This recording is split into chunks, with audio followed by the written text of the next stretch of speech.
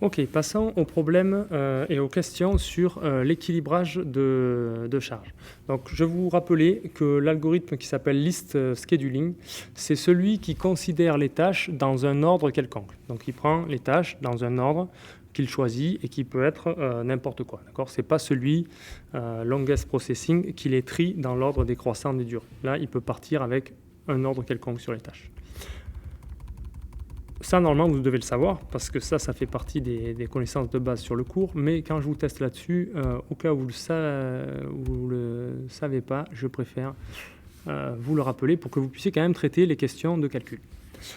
Ok, donc on exécute cet algorithme. L'algorithme list scheduling pour le problème d'équilibrage de charge avec 4 machines. Et on vous dit, on obtient l'affectation suivante, dans laquelle, pour chaque machine, les tâches, elles sont écrites dans l'ordre où elles ont été attribuées à la machine par l'algorithme.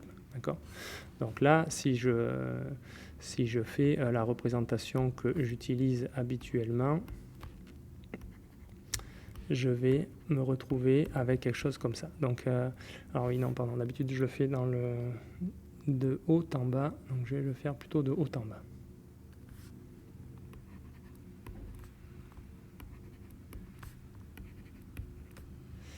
Donc là, ça veut dire quoi? Ça veut dire que M1, elle a reçu une tâche de durée 3, une tâche de durée 2, une tâche de durée 4.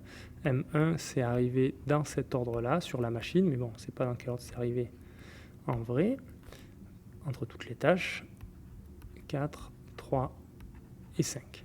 Et on vous demande, parmi toutes ces tâches, quelle est la dernière tâche qui était dans la liste fournie en entrée à l'algorithme, c'est-à-dire la dernière tâche qui a été attribuée à une machine. C'est forcément une des dernières tâches de chaque machine. D'accord ? Donc c'est pour ça que les seuls choix possibles, c'est 3, 1, 4 et 5. Alors, comment est-ce qu'on peut répondre à cette question? Là, il faut bien connaître le fonctionnement de l'algorithme. Essayons par exemple de voir si c'est possible que ce soit 4 la dernière tâche qui a été attribuée. Auquel cas, avant qu'on attribue la tâche 4, la machine M1, elle avait charge 5. D'accord ? Elle avait charge 5. Du coup, il y a une incohérence dans l'algorithme parce que quand on a attribué par exemple la tâche 3, la tâche de durée 3 à la machine M2, cette machine avait charge 6. Donc si 4 n'avait pas déjà été là, on aurait attribué la tâche de durée 3, on l'aurait attribuée à M1 plutôt, parce que 5 c'est plus petit que 6. D'accord ? Donc en fait, si vous faites ce raisonnement, ça vous montre quoi? Mais ça vous montre que forcément, la dernière qui est arrivée, là, parmi les 4 dernières, c'est celle où la machine en question était le plus chargée avant que la tâche arrive. Donc celle-là, avant que la dernière tâche arrive, elle avait 5, celle-là, elle avait 6, celle-là, elle avait 8, et celle-là, elle avait 7. Donc en fait, c'est forcément celle-là qui est arrivée en dernier. D'accord ?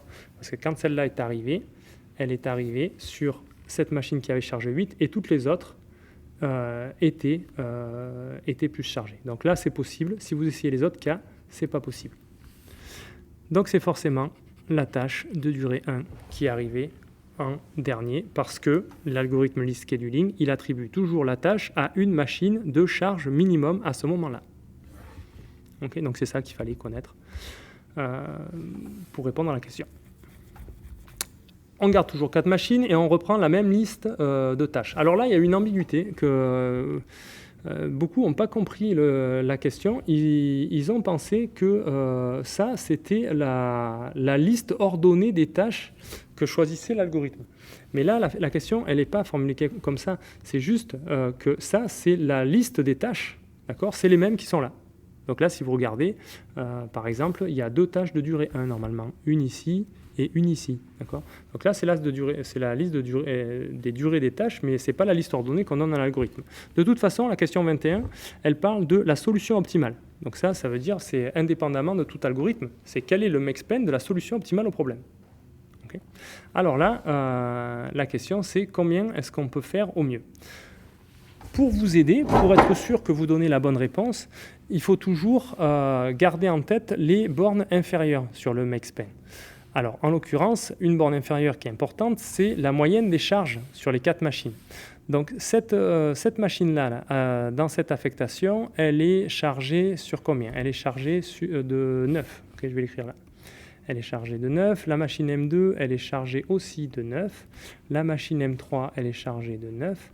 Et la machine M4, elle est chargée de 12.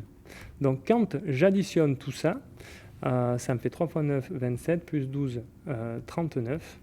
Et donc 39 divisé par 4, d'accord, ça me donne que la charge moyenne des machines, c'est 9, quelque chose. Donc ça veut dire quoi? Ça veut dire que je ne peux pas faire mieux que 10. D'accord? Ça implique que le make span, vu que les durées des tâches sont entières, il sera toujours supérieur ou égal à 10. D'accord? Donc au mieux, je peux faire 10. La question, c'est est-ce que je peux vraiment faire 10 ou est-ce que je peux, en fait, je peux pas faire mieux que 11 peut-être ou 12, je ne sais pas. Donc là, il faut voir si vous arrivez à faire une affectation qui va réaliser 10. En l'occurrence, pour faire 10, il faut avoir 3 machines de 10 et une machine chargée à 9.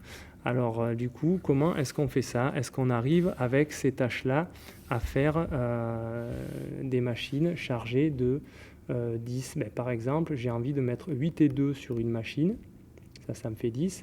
5 et 5 sur l'autre, ça me fait 10. Et ensuite, je peux faire 4, 3, 3. Ça me fait encore une machine à 10. Donc j'ai déjà utilisé quoi? 8, 5, 5. J'ai utilisé 4, 3, 3. Et j'ai utilisé 2. Et donc là, ce qui me reste, normalement, ça doit faire 9. Alors on peut vérifier, c'est 1, 1, 3 et 4. 1, 1, 3 et 4. Et ça fait bien charge 9. Donc au final, là, ici, il y a 3 machines qui ont charge 10 et une qui a charge 9. Donc ça, je suis sûr que c'est l'optimal parce que je ne peux pas faire mieux que 10 pour le make span et j'ai réussi à le faire. Ok, donc je réponds. Le make span optimal, c'est 10. Maintenant, on me demande de donner un ordre sur les durées des tâches qui, lorsque je le fournis à l'algorithme list scheduling, me donne l'affectation optimale. Donc, c'est-à-dire, par exemple, cette affectation. Quel est l'ordre qu'il faut choisir sur l'arrivée, dans quel ordre arrivent les tâches pour que l'algorithme list scheduling me produise réellement ce truc-là. Alors, ce n'est pas toujours possible que ça, ce soit le bon ordre, mais normalement, on doit arriver à faire n'importe quelle affectation. Donc, par exemple, si je les considère dans l'ordre 8, 5, 4, on va essayer de voir si on peut faire exactement celle-là, sinon on changera un peu. 8, 5, 4 et 1. D'accord, je vais les attribuer chacune à une machine. Ensuite, la moins chargée, c'est celle où il y a 1. Donc la suivante que je vais faire arriver, c'est 1. Okay, donc là, j'en serai là. J'aurais fait ça. La moins chargée, là-dedans, c'est toujours celle de charge 2. Donc la prochaine que je vais faire arriver, c'est 3. Okay, et je me retrouve avec celle-là qui en est là et les autres qui en sont là. Okay, donc celle-là, elle a charge 5, celle-là 4, celle-là 5, celle-là 8. Donc la prochaine qui doit arriver, c'est 3, pour aller sur la machine la moins chargée qui est 4. Donc je fais arriver une charge 3. Et j'en suis là, sur celle-là. J'ai charge 8, 5, 7 et 5. Donc là, il y a égalité entre deux. Les deux moins chargées, c'est celles qui ont 5. Donc par exemple, je peux faire arriver la tâche de durée 5, d'accord, et l'attribuer à celle-là. Ça, c'est une possibilité dans l'algorithme. J'en serai là. Donc j'aurai charge 8, 10, 7 et 5. Donc là, la plus petite, c'est 5. Donc la prochaine que je dois faire arriver, c'est 4. Et elle ira sur la moins chargée qui a charge 5. Et j'en serai là. Okay, donc ici, j'aurai ma charge 9. Ici, j'aurai la charge 7. Ici, j'aurai la charge 10. Et ici, j'aurai la charge 8. La moins chargée, c'est la 7. Donc je fais arriver la tâche de durée 3. Et j'en suis là. Okay, il ne reste plus qu'une tâche à faire arriver. C'est celle de durée 2. Regardez que celle-là, elle a 10. Celle-là, elle a 10. Et celle-là, elle a 9. Donc la tâche de durée 2, quand elle arrive, elle va bien aller sur la machine la moins chargée, celle qui a charge 8. Donc par exemple, cet ordre-là, il convient. Okay, si je les fais arriver dans cet ordre, je vais obtenir cette affectation. Je peux obtenir cette affectation par l'algorithme qui est donc une affectation optimale pour le make span.